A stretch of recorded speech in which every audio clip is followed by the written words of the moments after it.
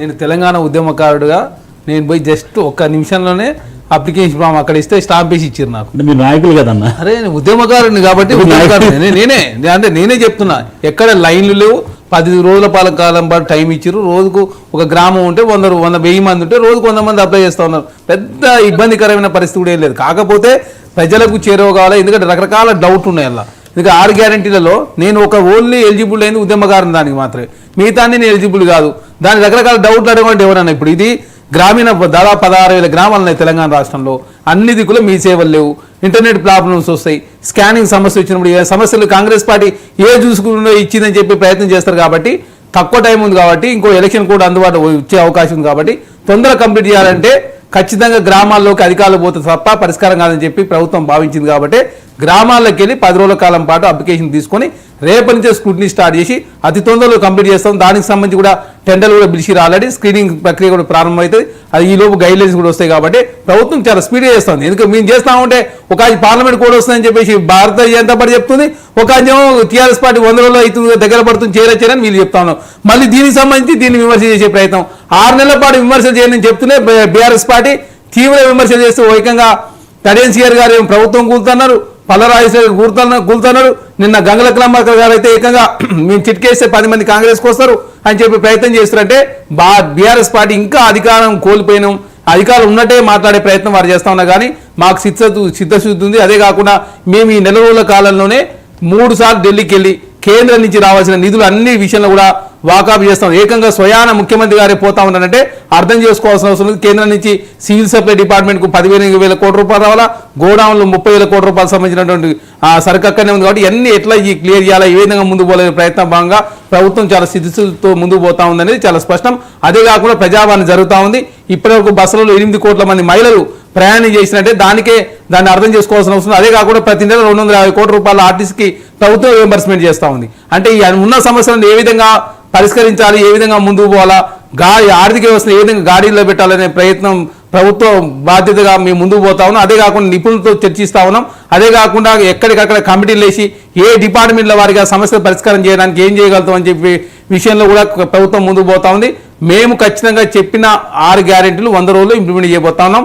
ఎలక్షన్లు వస్తూ ఉన్నాయి కాబట్టి దానిలో భాగంగా తొందరగా చేయాలని చెప్పేసి గ్రామాల్లోకి వెళ్తే తప్ప ఈ సమస్య పరిష్కారం అని చెప్పి ప్రభుత్వం భావించింది. దానిలో ముందు పోతా ఉంది. రైట్. విక్రమ్ గారు ప్రముఖ విశ్లేషకులు ఉన్నారు. విక్రమ్ గారు, ఏదైతే కాంగ్రెస్ పార్టీ చెప్తున్నట్టు వీళ్ళని తొందర పెడుతుంది, ఖచ్చితంగా ఓపిక లేదు, అలాగే ఇంకా బీఆర్ఎస్ ప్రభుత్వంలో అధికారంలో ఉన్నట్టే ఫీల్ అవుతున్నట్టు అంటున్నారు, అది వాస్తవం అంటారా?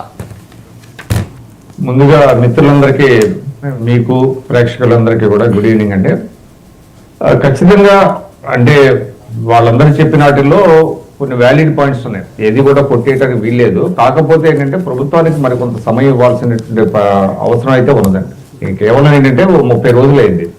కాకపోతే ఇప్పుడు మిత్రులు చెప్పినట్టుగా ఆన్లైన్ కంటే కూడా ఇక్కడ ఫిజికల్ గా ఇవ్వటమే మంచిది ఇవాళ. ఎందుకంటే ఆన్లైన్ లో చాలా ఇబ్బందులు ఎదురయ్యేటువంటి అవకాశం ఉంటుంది. ఎందుకంటే పేదలు చాలా మందికి వాళ్ళకి తెలియదు ఆన్లైన్ లో ఏ విధంగా అప్లై చేయాలనేటువంటిది తెలియదు. అయితే ఇక్కడ ఏంటంటే కొంతమంది దళారులు కూడా ఉన్నారు. అది స్వయంగా ముఖ్యమంత్రి గారే చెప్పారు.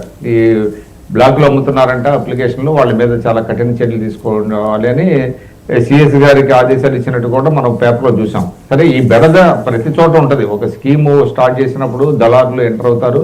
వాళ్ళని ఆ దళారులు బెడద లేకుండా ఫుల్ ప్రూఫ్గా ఒక స్కీమ్ని అమలు చేయాల్సినటువంటి బాధ్యత అయితే ప్రభుత్వం మీద ఉన్నది. ఖచ్చితంగా అయితే నేను కూడా చాలా చోట్ల చూశాను. ఇదేమో పెద్ద హెవీ రష్గా ఉండి అంటే అసలు పనులన్నీ మానేసుకొని అక్కడే పడిగాపులు పాడుతున్నారు అనేటువంటిది కూడా కరెక్ట్ కాదండి. చాలా పెట్టారు, ఒక్కొక్క వార్డుకి పెట్టారు, రోజు వెళ్తున్నారు, అక్కడ అప్లికేషన్ ఇస్తున్నారు. మరీ పెద్ద రష్ అయితే ఏమి లేదు. కాబట్టి 17వ తారీఖు వరకు కట్ ఆఫ్ డేట్ ఇచ్చారు కాబట్టి వెళ్తారు. అయితే ఇక్కడ ఏంటంటే మిత్రులు చెప్పినట్టుగా దీనికి ఒక అంటే అప్లికేషన్ ఇచ్చినప్పుడు ఒక రెసిప్ట్ ఇస్తే బాగుంటుందండి. ఎందుకంటే వాళ్ళకి వాళ్ళ రేపొద్దున ఏముంటుందంటే ఆ అప్లికేషన్ స్టేటస్ ఏంటి అనేది వాళ్ళకి తెలియకపోతే ఇబ్బంది పడతారు. అసలు వెళ్ళిందా లేదా అనేటువంటిది ఉండాలి. మరి ఆ రెసిప్ట్ ఇచ్చేటువంటి ఎందుకు పెట్టలేదు సార్? పెట్టిరు సార్, నేనే అప్లై చేసి ఇచ్చిన. ప్రతి వాళ్ళకి ఇస్తున్నారు. మీరు 4 పేజీల అప్లికేషన్ లో చివరి పేజీలో లాస్ట్ తీసుకున్నట్టు దాంట్లో ఒక నెంబర్. అప్లికేషన్ నెంబర్తో పాటు వార్డు కోడ్తో సహా వచ్చేస్తుంది.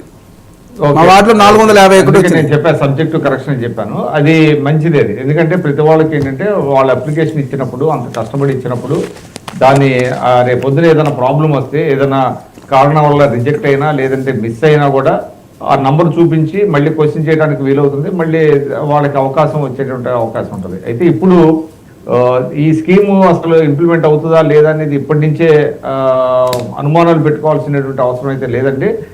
ముఖ్యమంత్రి రేవంత్ రెడ్డి గారు కొంత ఫర్మ్గానే ఉన్నమాట వాస్తవం. మిత్రులు చెప్పినట్టుగా రాజీవ్ స్వగృహ అది పెద్ద ఫెయిల్యూర్ స్కీమ్. అది రాజీవ్ స్వగృహ అది కట్టారు కానీ పాడుపడిపోయినాయి. ఇక్కడికి మన చాలా చోట్ల మనం చూస్తున్నాం అవి కొనమని అంటే చీప్గా ఇచ్చినా కూడా కొనలేనటువంటి పరిస్థితి ఉంది. అది పాడుపడిపోయింది. అది రాజశేఖర రెడ్డి గారి హయాంలో జరిగింది. తర్వాత ఇందిరమ్మ ఇళ్ళు సబ్సిక్వెంట్గా ఇచ్చారు.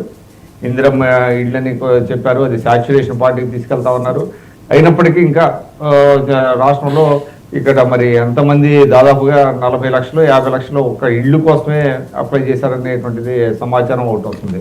కాబట్టి కొంత ఓపిక పట్టాలి, ప్రతిపక్షాలు కూడా ఓపిక పట్టాలి. అయితే ఇందాక కరీం శ్రీహరి గారు లేవనెత్తిన పాయింట్స్ 2-3 ఉన్నాయండి. ఇవాళ అదానీ గురించి ముఖ్యమంత్రి గారు మాట్లాడిన మాట వాస్తవం. అదే అదానీకి చెందినటువంటి కంపెనీ ఇక్కడ వచ్చి పెట్టుబడులు పెడతాం అనేటువంటిది మాట కూడా వాస్తవం. ఇప్పుడు అదానీ గ్రూపులో మొత్తంగా అసలు అదానీని రానివరా రాష్ట్రంలోకి, అదానీ మీద ఇబ్బందులు ఉన్నాయి కాబట్టి అదే అతని మీద కొంత నీలి నీడలు పరుచుకున్నాయి కాబట్టి అదానీని అసలు పూర్తిగా రానివరా, లేకపోతే అదానీ పెట్టుబడులని ఆహ్వానిస్తారా అనేటువంటిది ఒక స్పష్టత ఉండాలి కదా. అందువల్ల ఆయన చెప్పినట్టుగా కొన్ని అంశాల్లో ముఖ్యమంత్రి గారు కొంత హోంవర్క్ చేసుకోవాల్సిన అవసరం ఉంది. ఎందుకంటే కొంత కన్ఫ్యూజన్ క్రియేట్ అవుతుంది లేకపోతే ఏది కరెక్ట్, ముందు చెప్పింది కరెక్టా తర్వాత చెప్పింది కరెక్ట్ అన్నది. ఎందుకంటే ముఖ్యమంత్రి గారు ఒక మాట చెప్పారంటే అది యాజ్ గుడ్ యాజ్ జీవో. ఆయన చెప్పినట్టుగా అది ఒక జీవోతో సమానం. దాన్ని ఏమంటారు, గతంలో ముఖ్యమంత్రులు చాలా మంది చెప్పేవాళ్ళు, చెన్నారెడ్డి గారు, ఎన్టీ రామారావు, నా మాటే ఒక జీవో అనేవాళ్ళు. వాళ్ళు ఏం మాట్లాడినా కూడా జీవోతో సమానం అవుతుంది. అందువల్ల కొంత ఆచితూచి వ్యవహరించాల్సిన అవసరం ఉంది. అదేవిధంగా మరి కొంత సమయం అయితే ఇవ్వాలండి ఈ ప్రభుత్వానికి. ఎందుకంటే ఇప్పుడిప్పుడే ఒక నెల రోజులు అనేది అసలు లెక్కలోది కాదు. కనీసం ఒక 3 నెలలు అంటే 100 రోజులన్నా కనీసం కావాలి కాలు చెయ్యి కూడ తీసుకోవడానికి. అదేవిధంగా ప్రభుత్వంలో ఏం జరుగుతుందో తెలియాల్సినటువంటి అవసరం ఉంది. ఇప్పుడే మనకు తెలుసు, వైట్ పేపర్స్ కొన్ని పబ్లిష్ చేస్తున్నారు. అసలు రాష్ట్రంలో ఆదాయం ఎంత వస్తుంది, అదేవిధంగా ఎంత ఖర్చు అవుతుంది, మిగులు ఏ రంగానికి ఎంత ఖర్చు పెడతారు. అందువల్ల ఆ తర్వాత ఏంటంటే స్కీమ్స్ ని ఏ విధంగా ఇంప్లిమెంట్ చేస్తారని చూడాలి. But it is too early, కొంచెం సమయం పాటించాలి బీఆర్ఎస్ వాళ్ళు కానీ, అదేవిధంగా ప్రభుత్వం తరఫున కూడా కొంత బాధ్యతగా కూడా ఉండాల్సిన అవసరం. రైట్, బాలరాజు గారు. ఓకే, ఇప్పుడు కాంగ్రెస్ పార్టీ అధికార ప్రతినిధి చరణ్ గారు చెప్పారు. వారు చెప్పిన అంశాల్లో మాకు ఎటువంటి సెషబ్రిషన్ లేవు. ఇలా ప్రజాపాలన పేరుతో మీరు దరఖాస్తు అప్లికేషన్ ఎటువంటి భేదాభిప్రాయం లేదు. ప్రజాపాలనలో మీరు అప్లికేషన్ ఇవ్వండి, సంతోషమే. కానీ అప్లికేషన్ లో క్లారిటీ లేదు. ఇలా 500 రూపాయల గ్యాస్ సిలిండర్ అనేది బీపీఎల్ వాళ్ళకి ఇస్తారా, అందరి మహిళలకు ఇస్తారా, లేకపోతే ఇలా ఉద్యమకారుల సంబంధించి మీరు కూడా ఫామ్ నింపినారు అంటున్నారు. ఉద్యమకారులు అంటే ఉద్యమంలో పాల్గొన్న వాళ్ళ, కేసులు ఉన్న వాళ్ళ, లేకపోతే జైలుకు పోయిన వాళ్ళ. ఒకవేళ 240 గజాలు ఇస్తే అక్కడ ఉన్న ప్రాంతంలో ఇస్తారా, అప్లై చేసుకున్న ప్రాంతంలో ఇస్తారా, హైదరాబాద్ లో ఇస్తారా? ఈ అంశాన్ని కూడా స్పష్టత ఇవ్వాలని చెప్పేసి ఇలా కాంగ్రెస్ ప్రభుత్వాన్ని మీ ద్వారా కోరుతా ఉన్నా. ఎందుకంటే మీరు కూడా విద్యావంతులు, చదువుకున్న వాళ్ళు, ఉద్యమంలో పాల్గొన్న వాళ్ళు కాబట్టి చరణ్ ద్వారా మీరు కూడా రేపు ఎమ్మెల్సీ అయ్యి